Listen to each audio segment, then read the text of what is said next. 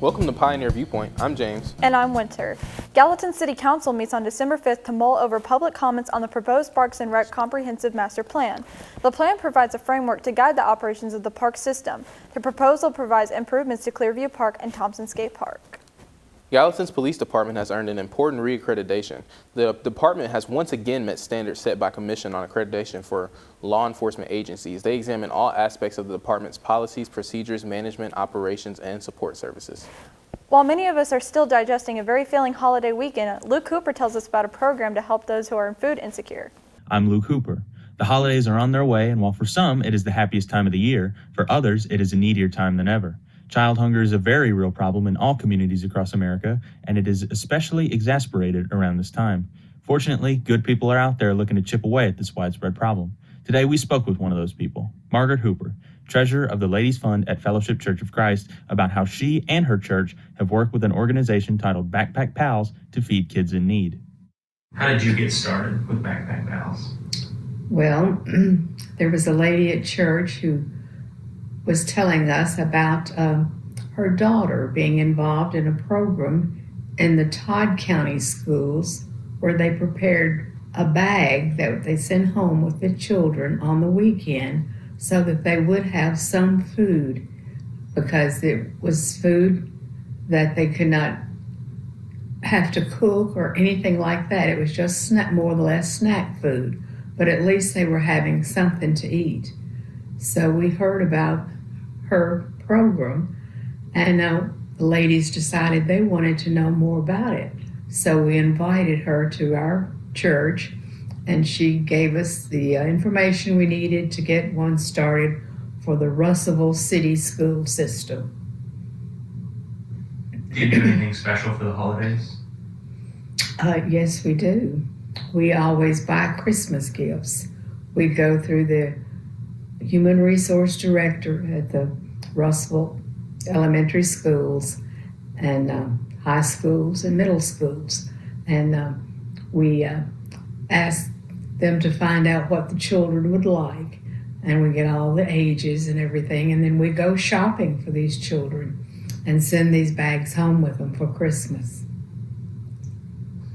And what would you tell someone that wants to get involved with something like this?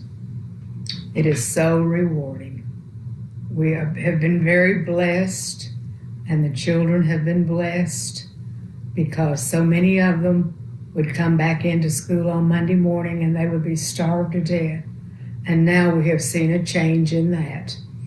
And we are just very thankful that we can handle this and feed the hungry children in our community.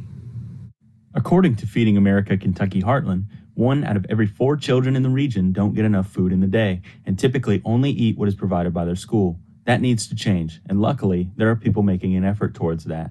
I'm Luke Cooper with Gallatin's News 19. Hunger isn't the only problem for many during the holidays. Stephen Pence tells us how being cooped up in cold weather can lead to health problems. While winter is a season where we celebrate the holidays with our families, it also makes us vulnerable to illnesses such as the flu or COVID-19. With COVID-19 still being fresh, I sat down with the laboratory director of Nashville General Hospital to talk about getting tested. Are people still getting tested for COVID? Yes, I think it's important that they continue testing themselves, especially if they're symptomatic. If they start having symptoms and test themselves before they go to work. The test result will tell them whether they need to stay home or they need to report it, let their physician know for the proper treatment. And how can someone go about getting tested for COVID? You can go to your local pharmacy, or Kroger's, Publix, one of their pharmacies, Walgreens, CVS, or you can just get a home test and test yourself. Abbott has a test, McKesson, Quidel. Just log on to the CDC website and it'll give you a list of all the different home tests that are available. Do you sing? Have you ever thought of being a contestant on The Voice? Jane Nielsen may have some helpful advice. We're at the home of Dean Robertson, a former talent scout from the show The Voice. He's going to share with us some tips and tricks for anyone who wants to become a contestant on The Voice. Here we go. How are you? I'm good. When I worked for The Voice, I was actually head of A&R for 818 Records, and I was contacted by one of their producers looking for talent. And after my first year of doing so, I submitted 5 or 6 different people for the show. From there, year and year after, they would continue to contact me to bring them new talent every season. If the producer actually likes what they heard and saw, camera presence, vocals, so on and so forth, then they get called into another room where they actually give their story, their backstory of their life, how they grew up, the trauma that's in their life or not, lack of, rather. So yeah, I believe it has a big part to play because obviously it does pull attention from audience, and you root for that guy because they've been through it.